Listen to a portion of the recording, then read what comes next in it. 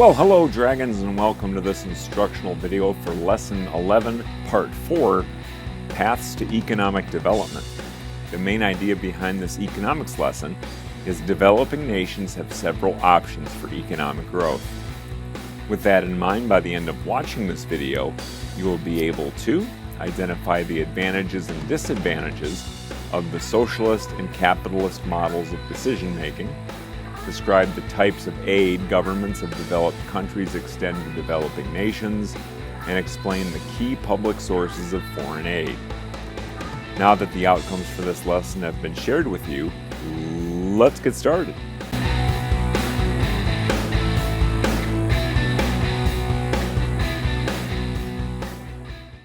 Not all developing nations have the same type of economic system. Decision makers in each nation set their own goals for development and thus follow varied paths to economic growth. Leaders of some developing nations follow the socialist model of decision making, while leaders in other nations follow the capitalist model. The choice of which decision-making model to use is not always made solely with economic growth and development in mind.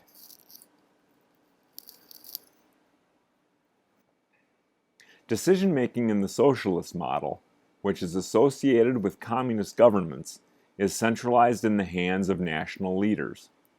Although many former command socialist economies are making a transition to a market system, there are still a few developing nations, such as Cuba, North Korea, and Vietnam, using the socialist model of decision-making.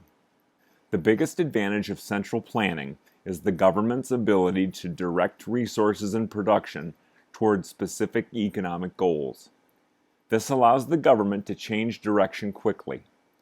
For example, if a government that has traditionally focused on producing military equipment decides that more consumer goods are necessary, it does not need to wait for the forces of supply and demand to take effect.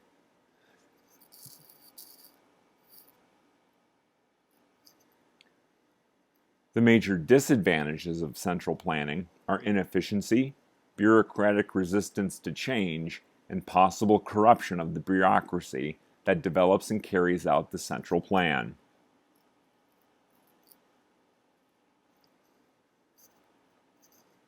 In a capitalist market economy, the decision-making process is decentralized. The government does not control economic decisions. Instead, individuals and businesses make most of the decisions through markets. The economic progress of the United States, Japan, and nations in Western Europe has demonstrated that high levels of economic development are possible through decentralized decision-making.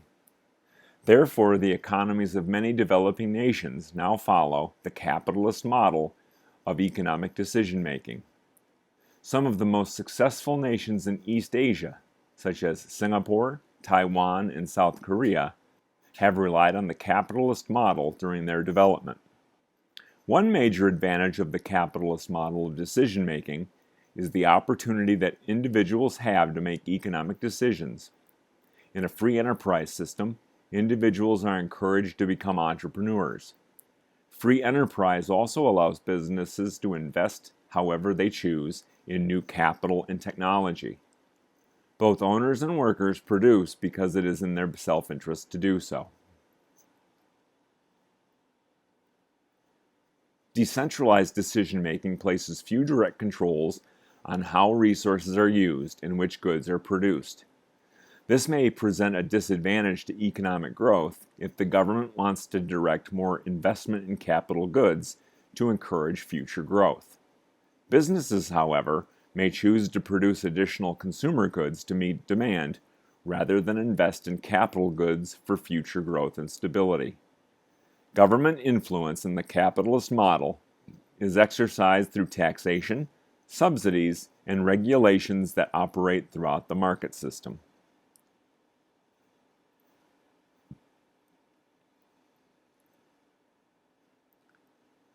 Whether developing nations prefer the capitalist or socialist model of decision-making, they must create development plans.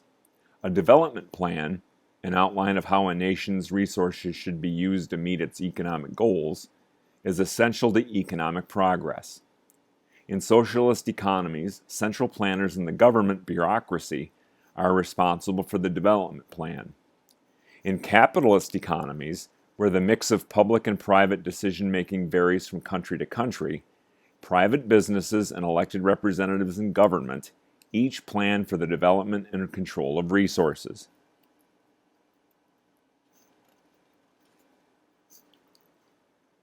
The problem of scarcity prevents any nation from satisfying all of its economic needs and wants.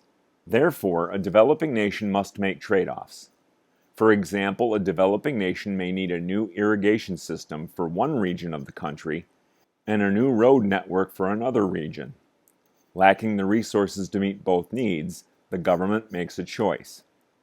If the irrigation system receives funding, the road network is the trade-off. As noted in Lesson 1, the next best or alternative use of resources is the first choice's opportunity cost. So in this case, the road network becomes the opportunity cost for building the irrigation system. To recognize the realities of trade-offs and opportunity costs, you'll be shown a production possibilities curve in a moment. The graph shows one major type of production choice faced by all developing nations, whether to produce more capital goods or more consumer goods. The horizontal axis shows units of consumer goods, and the vertical axis shows units of capital goods. At point A, 9 units of capital goods and 0 units of consumer goods are produced, meaning all resources are channeled into the production of capital goods. At point D, 9 units of consumer goods and 0 units of capital goods are produced because all resources are devoted to the production of consumer goods. Decision makers realize that all production decisions have an opportunity cost. For example, suppose a country's development plan focuses largely on the production of capital goods. At point B, 7 units of capital goods and 4 units of consumer goods are produced. Compared to point A, 2 units of capital goods are given up to gain 4 units of consumer goods. The opportunity of these 4 units of consumer goods is 2 units of capital goods. This curve is a simplified model of the trade-offs and opportunity costs involved in making production decisions. The model assumes that nations can devote all of their resources to just 2 types of goods, consumer or capital goods. In reality, there are other production choices, such as whether to spend money on military or non-military goods, and whether to invest more heavily in agricultural or in industrial capital. The graph also reflects the assumption of a constant level of resources.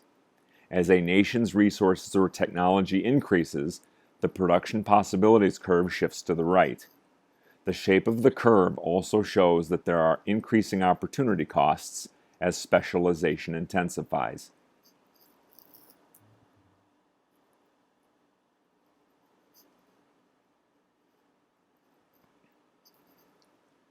Developing nations can expand their production possibilities by increasing the quantity or by improving the quality of their factors of production, or by improving their production technology. The successes of the Green Revolution illustrate how production possibilities can be expanded. The Green Revolution is the use of pest-resistant and high-yielding hybrid seeds, as well as the application of modern technology, advanced machinery, fertilizers, irrigation systems, and pesticides to agriculture. Since the 1960s, the Green Revolution has expanded agricultural production in many developing nations. Increasing the amount of land under cultivation and the number of laborers working the land also expands agricultural production. In many developing nations, most of the arable land traditionally has been owned by a small number of wealthy people. Land reform is the redistribution of agricultural land from a few major landowners to a larger number of the people who work the land. However, in some command economies, the opposite has occurred. Small plots have been combined into larger fields to make more efficient use of technology.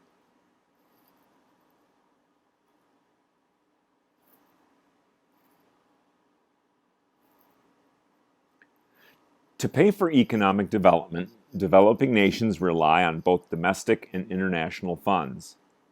Individuals and corporate savings generally are the most important sources of domestic funds. Foreign funds can come from businesses and nonprofit organizations, foreign governments, as well as international development organizations. In some developing nations, domestic savings are the major source of funding for economic development. Developing nations have undertaken infrastructure projects such as roads, railroads, dams, and schools without foreign funding, even though many people in developing nations exist at subsistence level. For example, Paraguay and Brazil have worked together to construct a hydroelectric plant. South Africa is undergoing a domestically funded reconstruction program to reduce unemployment and inequities in health care, education, and other social services. Domestic funds also helped pay for construction of Gabon's Trans-Gabonese Railway, which links the coast with the nation's interior. In most developing nations, domestic savings alone are insufficient to finance economic development.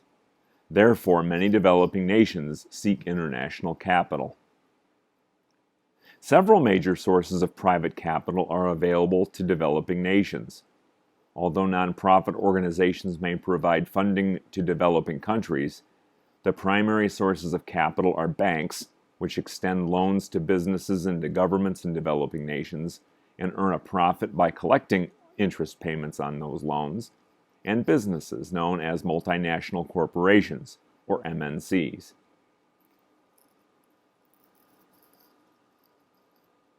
A multinational corporation is a firm that owns production facilities in 2 or more countries and that usually markets its products worldwide. These companies generally sell a wide range of products. For example, Unilever, a Dutch-British MNC, has about 500 subsidiaries that operate in some 75 countries. In the United States alone, Unilever sells products including Lipton Tea, Promise Margarine, Pepsodent toothpaste, and Lever 2000 soap, as well as perfumes by designers such as Calvin Klein and Karl Lagerfeld. Multinational corporations invest money and technology in developing nations and earn profits in local and international markets. The construction of new plants and the use of advanced machinery funded by MNCs, in turn, add to the host nation's capital goods.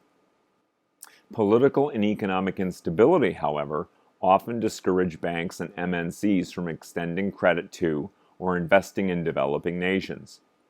Banks are careful about loaning money to nations that are already heavily in debt, while MNCs must be cautious to avoid losing capital investments in nations experiencing political turmoil. Nevertheless, banks and MNCs continue to make loans to developing nations. The governments of many developed countries have special programs to help developing nations. The money, products, and services that are extended through these programs are collectively called foreign aid. The governments of many developed countries have special programs to help developing nations. The money, products, and services that are extended through these programs are collectively called foreign aid. Each year, the governments of developed nations supply billions of dollars through economic assistance, military assistance, and emergency assistance to developing nations. Financial and technical aid, loans, and cash grants that contribute directly to economic development are all types of economic assistance. Supplying the services of specialists, such as engineers, scientists, teachers, and physicians, is also considered economic assistance. Military assistance to developing nations takes the form of loans, cash payments, technical expertise, and equipment for military purposes. A developed country is most likely to extend military assistance to its allies, thus making military assistance an important part of the developed nation's foreign policy. Finally, governments extend emergency aid, food, medical supplies, clothing, and other goods that sustain life in times of crisis. A major portion of U.S. aid to developing countries is provided in the form of social infrastructure development, such as health care and education.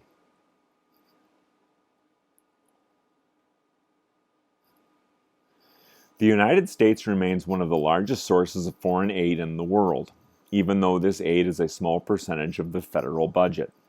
Like other developed nations, the United States extends foreign aid for economic, political, military, and humanitarian reasons. Foreign aid encourages international trade. The economic and social improvements made possible through foreign aid increase the distribution of money throughout the world economy. Foreign aid also can reduce political strife that often disrupts international trade. In addition, foreign aid commonly benefits the supplier because the assisted countries tend to spend money on exports from their donors. Developed nations sometimes grant foreign aid for political reasons because the aid promotes the donor nation's foreign policy. After World War II, for example, the United States channeled more than $13 billion in military and economic aid to like-minded European nations to stop the spread of communism. By funding economic and physical rebuilding, the Truman Doctrine and the Marshall Plan improved post-war conditions while helping support democracy and capitalism in Allied nations. In 1961, the United States established the Alliance for Progress to aid Latin American nations. The alliance was designed in part to improve the well-being of people in Latin America and in part to promote democracy and oppose the spread of communism. Often foreign aid leads to further political and military cooperation among nations. The final major motive for granting foreign aid is the reduction of human suffering. Nonprofit organizations, governments, and many international organizations have a humanitarian motive for providing foreign aid. Foreign aid has improved the standard of living and quality of life for millions of people in developing nations. Still, experts question whether people in those nations are receiving the maximum benefit from foreign aid. Some experts, for example, believe that closer supervision by developed nations can improve the effectiveness of aid programs. Such supervision is often strongly opposed by the people and governments of developing nations, who view it as interference with their economic freedom. Nevertheless, governments and international development organizations are now attaching specific conditions to some loans and other forms of assistance to direct the use of economic resources.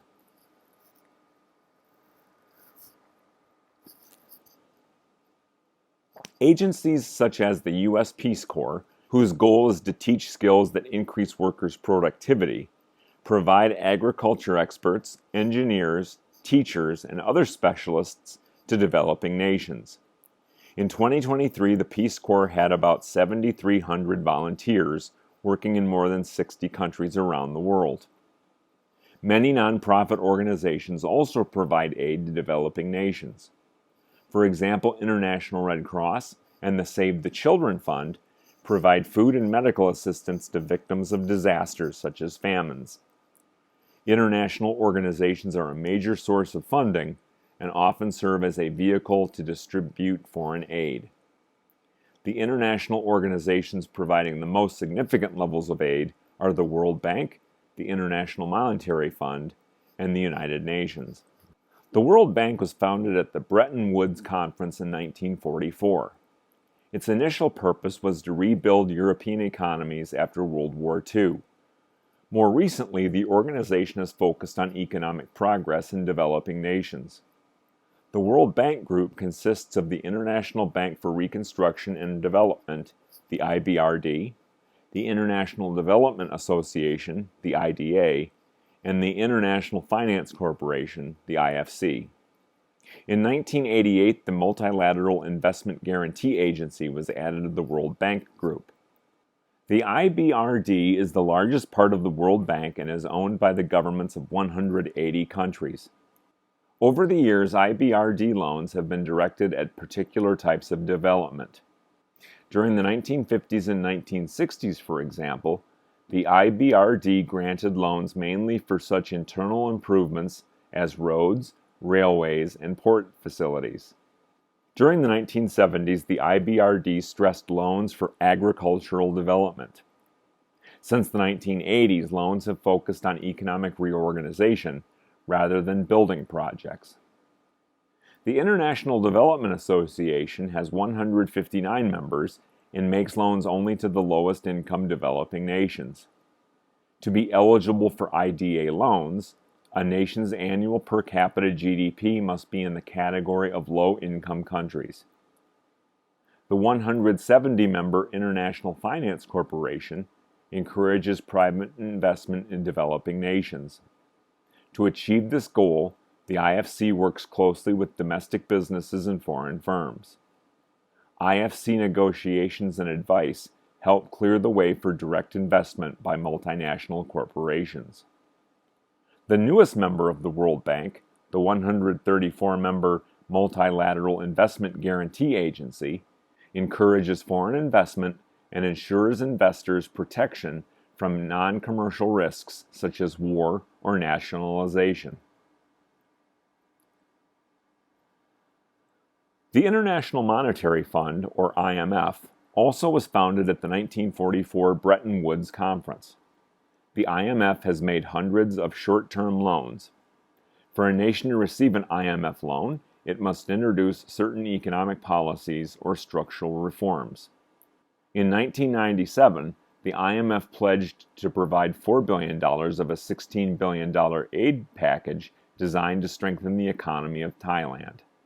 The package was the second largest economic bailout ever.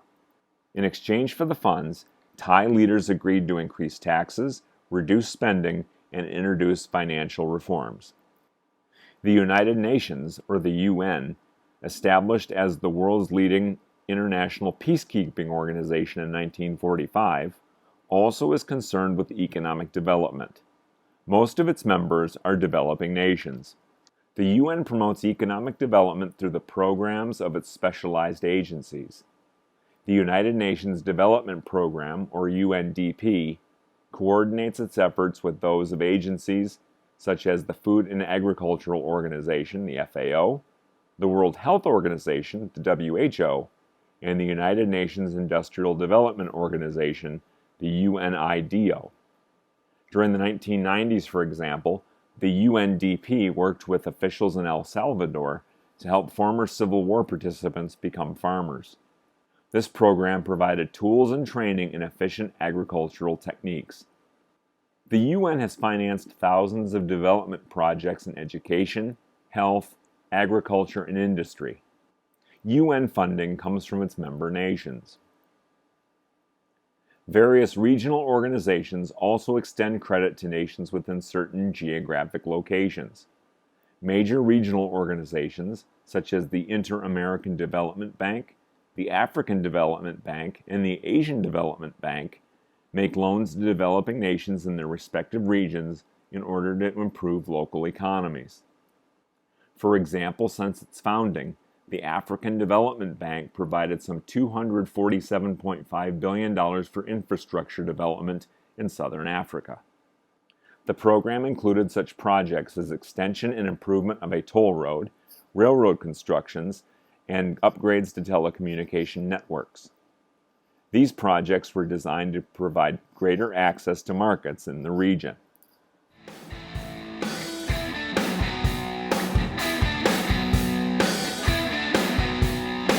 So that's the way it is with Lesson 11, Part 4, Paths to Economic Development. At this point, you should know that in the socialist model, the government can direct resources and production toward specific economic goals, but may lead to inefficient bureaucratic resistance and corruption. In the capitalist model, individuals are able to make economic decisions, while the government has little direct control of how resources are used and what goods are produced. Governments of developed nations provide economic, military, and emergency assistance to developing nations through loans and grants, expertise in equipment and food and supplies, and the World Bank, the IMF, the UN, and regional organizations are available to extend foreign aid to developing nations. Don't forget to subscribe to my channel to have the entire catalog of economics videos available at your fingertips. Click the subscribe button, then click the follow bell to receive notifications as to when the channel is updated. Thanks for watching, and I'll catch you in class, Dragons. See ya!